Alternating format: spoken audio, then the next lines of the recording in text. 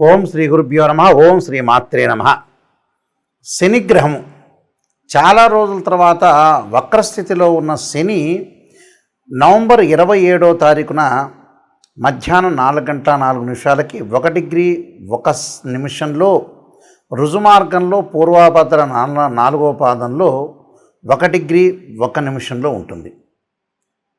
శని అనుభవాన్ని తెప్పించే గ్రహము.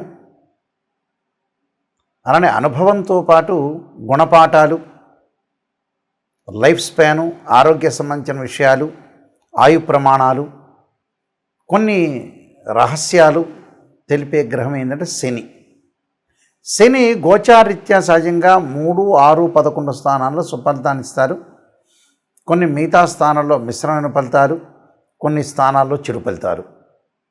అంటే ఎల్నాటి శని, అలానే అష్టమ శని, అర్ధాష్టమ శని, పొంగు శని లేదా కంటక శని అంటారు. శని యొక్క ప్రభావం అనేది కొన్ని రాశుల మీద ప్రత్యేకంగా పడుతూ ఉంటుంది. అందులో శని ప్రజెంట్ మీనరాశి వాళ్ళకి జన్మశని నవంబర్ 27 నుంచి, అందులో వక్రస్థితిలోంచి రుజుమార్గంలో వస్తే పరిపూర్ణమైన జన్మశని. కుంభరాశి వాళ్ళకి ద్వితీయ స్థానంలో శని, అలానే మేషరాశి వాళ్ళకి 12వ స్థానంలో శని. ఏదైనా సరే ఒక రాశిని మనం ఏ రాశినైతే వ్యక్తులు ఉంటారో ఆ రాశి వాళ్ళకి వాళ్ళ రాశిలో కానీ 12వ స్థానంలో కానీ అలానే 2వ స్థానంలో ఉంటే దాన్ని ఎల్నాటి శని అంటారు. జన్మశని, వ్యయశని, ద్వితీయ స్థాన శని అంటారు. ఇదే ఎల్నాటి శని. అలానే వాళ్ళ రాశి నుంచి 4వ స్థానంలో ఉంటే అర్ధాష్టమ శనిని, వాళ్ళ రాశి నుంచి 8వ స్థానంలో ఉంటే అష్టమ శనిని, వాళ్ళ రాశి దగ్గర నుంచి 10వ స్థానంలో ఉంటే కంటక శని లేదా పొంగు శని అంటారు. అయితే శని వక్రస్థితిలో ఉన్న ప్రభావం వేరు, శని రుజుమార్గంలో ఉన్న ప్రభావం వేరుగా ఉంటుంది. చాలామంది కలిసిగా కలవర్గంపలాగా అందరూ కూడా ఏం చేస్తున్నారంటే శని వక్రస్థితిలో ఉంటే ఒకటే ఫలితము, రుజుమార్గంలో ఉంటే ఒకటే ఫలితం అని చాలామంది ఆలోచన చేస్తుంటారు. వక్రస్థితిలో ఉన్న రిజల్ట్స్ వేరు, రుజుమార్గంలో ఉండే రిజల్ట్స్ వేరు. ఇవన్నీ కూడా గోచారీత్యా చెప్పబడే ఫలితాలు మాత్రమే. అది ఫస్ట్ పాయింట్ గుర్తుపెట్టుకోవాలి. చాలామంది కూడా ఆలోచన చేస్తుంటారు ఏంటంటే అన్ని టీవీ ఛానల్స్లో అందరూ జ్యోతిష్యులు చెప్పే విషయాల్లో మాకు మేషరాశి వాళ్ళకి ఇలా జరగట్లేదండి, వృషభ రాశి వాళ్ళకి ఇలా జరగట్లేదండి, మిథున రాశి వాళ్ళకి ఇలా జరగట్లేదండి అని అనుకుంటారు. నిజంగా గోచారం వేరు, బర్త్ చార్ట్ వేరు. నెంబర్ ఆఫ్ టైమ్స్ నేను అన్ని ఛానల్స్లో చెబుతూనే ఉన్నా. అది వేరు, ఇది వేరు అని మీకు ప్రేక్షకులందరికీ కూడా అవగాహన రావాలి అనే ఉద్దేశంతో చెప్తున్నాను. ఎప్పుడు కూడా బర్త్ చార్ట్ అంటే ఒక చెట్టు ఉంటుంది, ఒక ట్రీ. ఆ చెట్టు కింద వేళ్ళు ఉంటాయి, ఆ వేళ్ళు బర్త్ చార్ట్. అంటే వేళ్ళు భూమిలోకి లోపలికి వెళ్తేనే ఆ చెట్టు బాగా ఉంటుంది అని అర్థం. అంటే చెట్టుకు ఆకులు పండ్లు కాస్తాయి అని అర్థం. అలానే వేళ్ళు బాగా ఉండాలంటే ఏంటంటే ఆ వేళ్ళే బర్త్ చార్ట్. పైన ఇలా కాండం వస్తుంది, కొమ్మలు వస్తుంటాయి, కొమ్మలకు ఆకులు వస్తుంటాయి. ఆ ఆకులే గోచారం. అంటే this is the transit system అంటారు.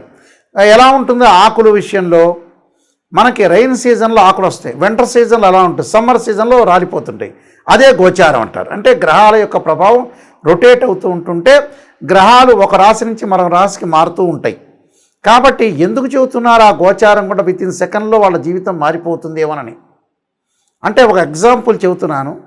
కీర్తిశేషులు సుప్రసిద్ధ నటుడు డాక్టర్ అక్కినేని నాగేశ్వరరావు గారు ఒక ట్రైన్లో వెళ్తుండగా ఘంటసాల బలరామయ్య గారు ట్రైన్లో ఉన్నట్ట, అక్కినేని నాగేశ్వరరావు ప్లాట్ఫామ్ మీద ఉన్నాడు. ఘంటసాల బలరామయ్య పేపర్ చదువుతున్నా, వాష్రూమ్కి వెళ్తున్నా, పక్కన వాళ్ళతో మాట్లాడుతున్నా ఈ అక్కినేని నాగేశ్వరరావు గారిని చూసేవాళ్ళు కాదట. గోర్లు గిల్లుకుంటున్నా అని పదే పదే అక్కినేని నాగేశ్వరరావు గారు చెప్పారు. అందువల్ల అదృష్టం అనేది వితిన్ సెకండ్లో కలగచ్చు. ఎంత కృషి చేసినా కూడా ఆవగిందంత అదృష్టం అనేది మనిషికి ఉండాలి. అందువల్ల ఆవగిందంత అదృష్టం ఉండేదే గోచారం అంటారు.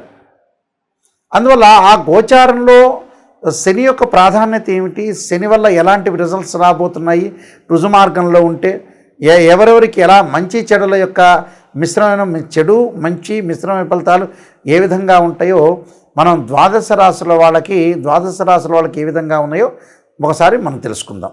తులారాశి వాళ్ళకి శని యొక్క ప్రభావం ఏ విధంగా ఉండబోతుంది, రుజుమార్గంలో ఉన్న శని యొక్క ప్రభావాన్ని ఒకసారి మనం పరిశీలన చేద్దాం. తులారాశి వాళ్ళకి ముఖ్యంగా చతుర్థాధిపతి పంచమాధిపతి అయిన శని షష్టమ స్థానంలో ఉండటం వల్ల ఒక మంచి ఫలితాలు జరిగే అవకాశాలు ఎక్కువ ఉంటాయి. శని షష్టమ స్థానంలో ఉండటం వల్ల ఎలాంటి ఫలితాలు జరుగుతాయి? ధనధాన్య అభివృద్ధించ బంధు సంతోషణ, అంటే బంధువులు అంటే బంధు సంతోషణ వర్ధనం అంటారు. అంటే బంధువులు కానీ సంతోషం కానీ కలిగే అవకాశం ఉంటే బంధువులతో సంతోషం కలుగుతుంది. ధనధాన్య వృద్ధి కలుగుతుంది. స్త్రీ సౌఖ్యం, గృహ నిర్మాణం, షష్ఠస్థానగతే శనిహి అంటారు.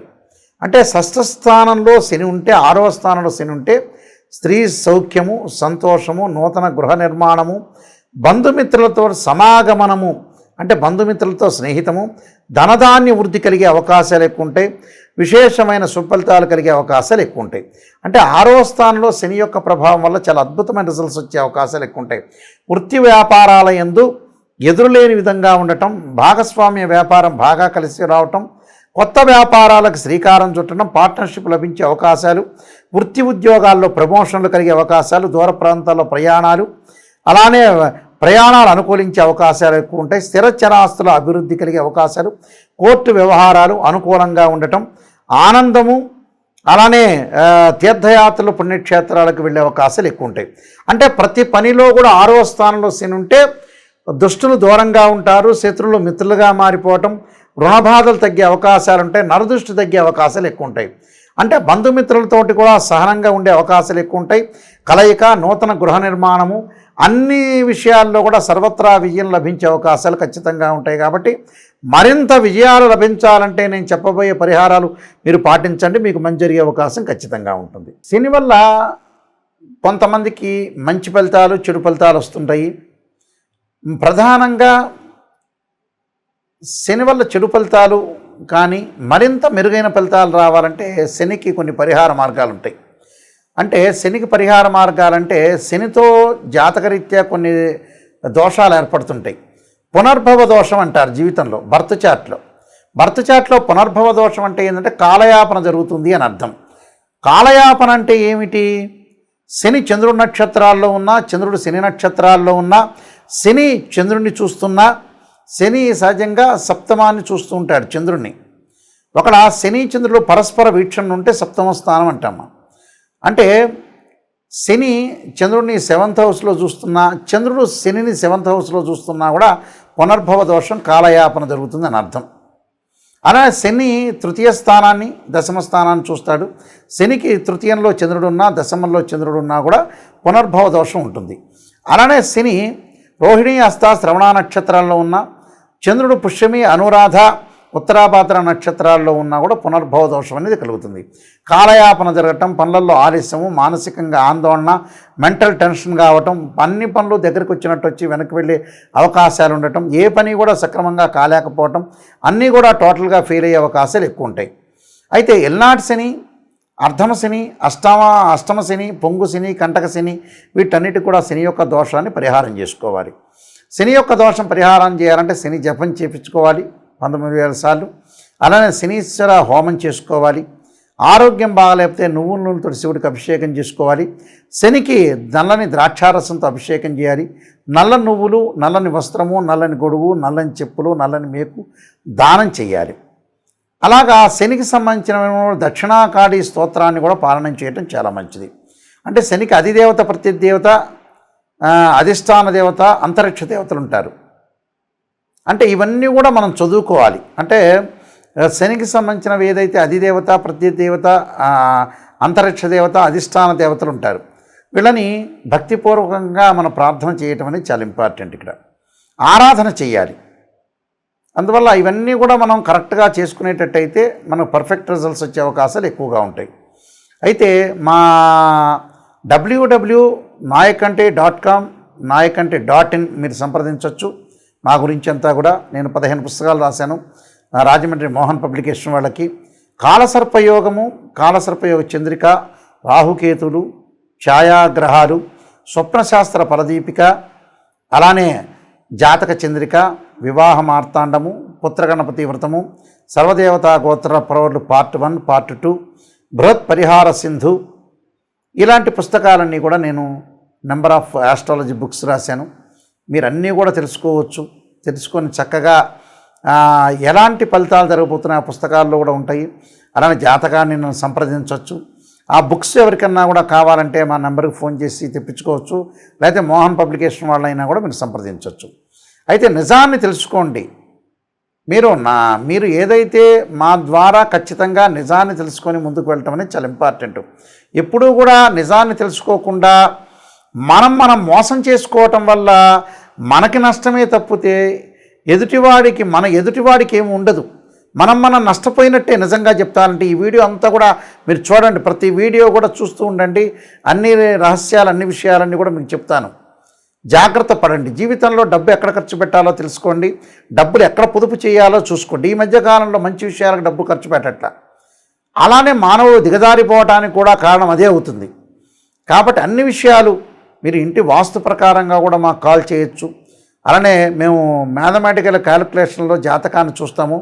రాశిచక్రము, నవాంశము, భావచక్రము, సప్తమాంశము, దశమాంశము, త్రింశాంశము, ఇలాంటి అంశచక్రాలు కొన్ని ఉంటాయి. యాక్చువల్గా అంటే D16 చార్ట్స్ అంటారు. దశలు, ఏ దశలు కలిసి వస్తాయి, ఏ దశలు కలిసి రావు. అలానే వైదిక astrology, KP astrology, BV Raman సంబంధించిన రిజల్ట్స్, నేనే నెంబర్ ఆఫ్ ఆస్ట్రాలజీ బుక్స్ రాశాను. తెలుగు అండ్ ఇంగ్లీష్లో కూడా మీకు లభ్యమవుతాయి. వాటికి సంప్రదించవచ్చు. మా www.nayakanti.com.in చూడొచ్చు. మా వీడియోలు కూడా మీరు చూడొచ్చు. నాయకంటి మల్లికార్జున శర్మ అని మీరు యూట్యూబ్లో కొట్టినా, గూగుల్లో కొట్టినా కూడా మీరు సెర్చ్ చేయొచ్చు. ఎందుకంటే ఎప్పుడూ కూడా ఈ మధ్యకాలంలో సరైన ఆస్ట్రాలజర్స్ దొరకట్లేదని మాకు చెబుతున్నారు. ఎందుకంటే mathematical calculation important. Open heart అంటే ఓపెన్ హార్ట్గా చెప్తాం. అంటే open heart with Nayakanti Mallikarjuna Sharma ఓపెన్గా చెప్తాము. మేము చెప్పేటప్పుడు జాతకంలో మీరు వాయిస్ రికార్డింగ్ పెట్టుకోండి. నిజంగా ఎలాంటి ఫలితాలు జరగబోతున్నాయి. గోచారం వేరు, బర్త్ చార్ట్ వేరు. గోచారం ఎప్పుడు కూడా 20% సపోర్ట్. బర్త్ చార్ట్ అనేది 80% అని పదే నీకు ప్రతి ఛానల్లో కూడా నేను చెబుతున్నాను. ఇలాంటివన్నీ కూడా మీరు అనుసరించి ముందుకు వెళ్ళండి. మా వెబ్సైట్ని మీరు చూడండి, మా బుక్స్ చదవండి, మాతో సంప్రదించండి. ఏదైనా సరే మీరు కాల్ చేసేవాళ్ళు డైరెక్ట్గా నా కాల్కే వస్తుంది. ఇది కూడా గమనించి ప్రత్యేకంగా నిజాన్ని తెలుసుకోండి. మీరు మోసం చేసుకోవద్దండి. అన్నీ కూడా నేను చెప్పిన పరిహారాలు పాటించండి. దాన్ని ప్రత్యేకంగా నిజమైన రెమెడీస్ అనేవి చెబుతాను. ఈ మధ్యకాలంలో అసత్యమైన రెమెడీస్ వస్తున్నాయి, అవన్నీ కూడా పాటించండి. వేదంలో లేదు ఆ రెమెడీస్.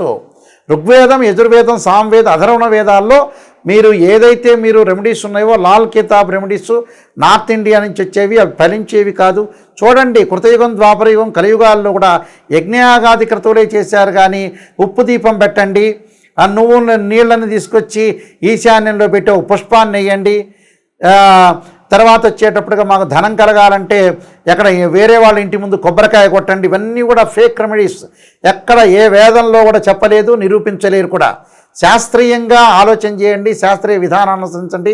మ్యాథమెటికల్ క్యాలిక్యులేషన్తోనే ముందుకెళ్ళండి. చాలామంది కూడా మ్యాథమెటికల్ క్యాలిక్యులేషన్ తెలియదు. వాళ్ళకి ఎన్ని డిగ్రీల్లో ఉంటే ఉచ్చ, ఎన్ని డిగ్రీల్లో ఉంటే నీచా అని చాలామంది తెలియదు. అలాంటి వాళ్ళందరూ కూడా చాలామంది చెబుతున్నారు. కాబట్టి సరైన ఆస్ట్రాలజీని సంప్రదించి ముందుకెళ్తే మీకు మంచి జరుగుతుంది.